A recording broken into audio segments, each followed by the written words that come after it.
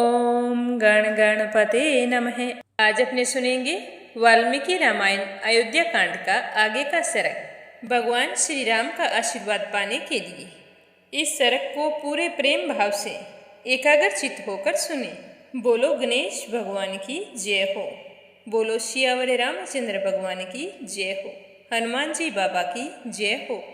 श्री राम दरबार की जय हो। सीता जी भगवान श्री राम से कहने लगी कि हे प्रभु, आपके अनुगमन से परलोक में मेरा भी कल्याण होगा और सदा आपके साथ मेरा संयोग बना रहेगा। इस विषय में यशस्वी ब्राह्मणों के मुख से एक पवित्र श्रुति सुनी जाती है, वो मैं आपको सुना रही हूँ। आप ध्यान से सुनना।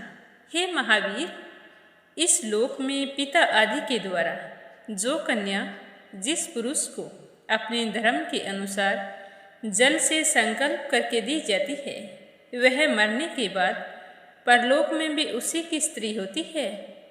अतः मैं तो आपकी धर्म पत्नी हूँ, उत्तम व्रत का पालन करने वाली और पतिव्रता हूँ।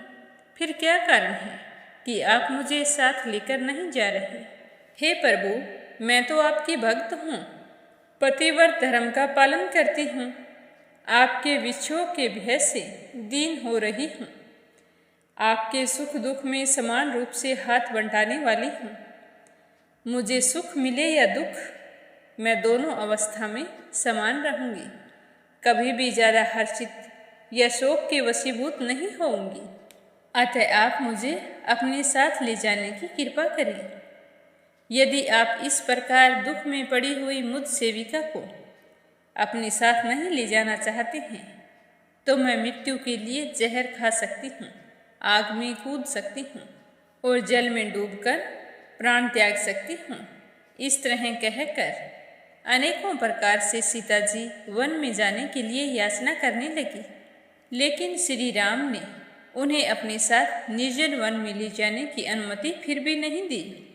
तो इतनी करुण याचना करने के बाद भी श्री राम के अस्वीकार कर देने पर सीता को बड़ी चिंता हुई। वह अपने नेत्रों से आंसू बहाती हुई धरती को भिगोने लगी। उस समय जानकी को चिंतित और कुपित देखकर मन को वश में रखने वाले श्री रामचंद्र जी उन्हें वनवास के विचार से निवृत्त करने के लिए तरह तरह की बातें कहकर समझाने लगे, लेकिन सीता जी समझने को तैयार नहीं थी। वे तो वनवास में जाने की आज्ञा प्राप्त करने के लिए फिर से अपने पति से कहने लगी, लेकिन उस समय सीता बहुत ही भयभीत और डरी हुई थी, क्योंकि 2 बार श्री राम उसे वन में ले जाने के लिए मना कर चुके थे और सीता जी उनकी बात को मान नहीं रही थी। साथ भी जाना चाहती थी, लेकिन उसका धर्म भी ये था कि वो पति की आज्ञा का पालन करे। तो वो डरती हुई प्रेम और स्वाभिमान के कारण विशाल वक्ष वाले श्री रामचंद्र से कहने लगे कि हे प्रभु, क्या मेरे पिताजी मिथिला नरेश विदेह राज जनक ने आपको जमाता के रूप में पाकर कभी यह भी समझा था कि आप केवल शरीर से ही पुरुष हैं? कार्यकलाप से तो आप स्त्री ही हैं। आप मेरे साथ हैं तो मुझे किस बात का डर है? हे प्रभु, यदि आप मुझे छोड़कर चले गए तो संसार के लोग अज्ञानतावश यदि ये कहने लगे कि सूर्य के समान तपने वाले श्री रामचंद्र में तेज और पराक्रम का अभाव था, तभी तो वो सीता जी को पीछे छोड़कर चले गए, तो उनकी यह असत्य धारणा मेरे लिए कितनी दुख की बात होगी। हे प्रभु, आप क्या सोचकर मुझे मना कर रहे हैं? अथवा आपको किसी से भय हो रहा है, जिसके कारण आप अपनी पत्नी यानी कि मुझे, जो एकमात्र आपके सहारे आपके आश्रित हैं, उसी का परित्याग करना चाहते हैं? जैसे सावित्री धूमतसेन कुमार वीरवर सत्यवान की अनुगामिनी थी, उसी प्रकार आप मुझे भी अपनी ही आज्ञा के अधीन समझिए। आप जैसी आज्ञा करेंगे वो मैं करने के लिए तैयार हूँ, लेकिन आपसे मेरी एक ही विनती है कि आप इस तरह मुझे त्याग कर मत जाइए। हे रघुनंदन, जैसे दूसरी कोई कलंकनी स्त्री पर पुरुष पर दृष्टि रखती है, मैं वैसी बिल्कुल नहीं हूँ। मैं तो आपके सिवा किसी भी दूसरे पुरुष को मन से देख नहीं सकती। इसीलिए मैं यहाँ पर रहकर क्या करूँगी? मैं तो आपके साथ चलूँगी। आपके बिना मैं एक क्षण भी कहीं नहीं रह सकती।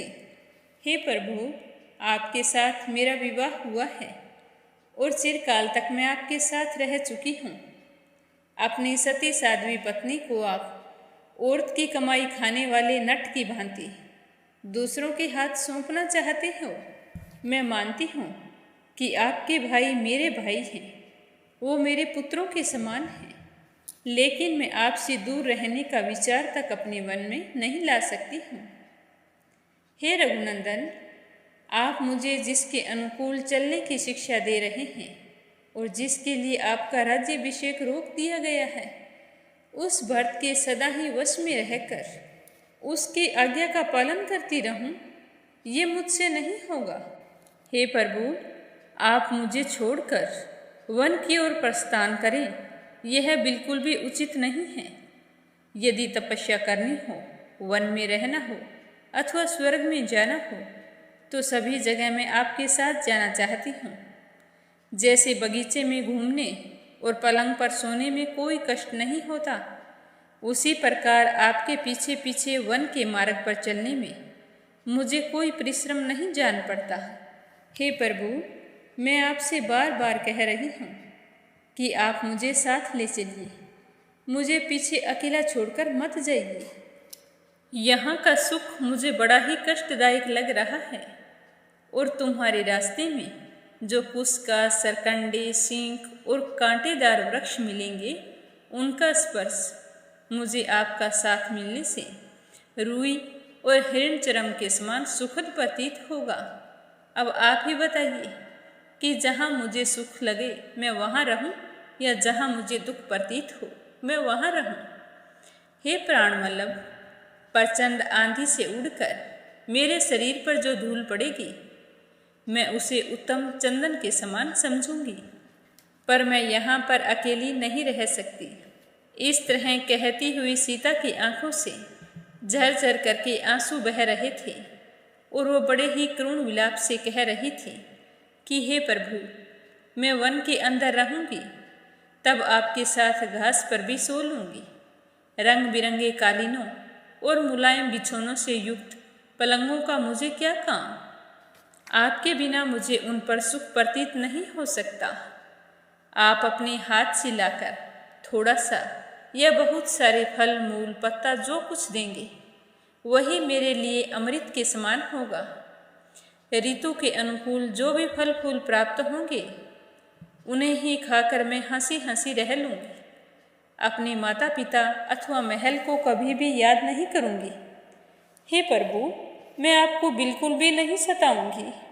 वन में रहकर आप मेरा वही स्वभाव देखेंगे जो मेरा यहाँ पर है।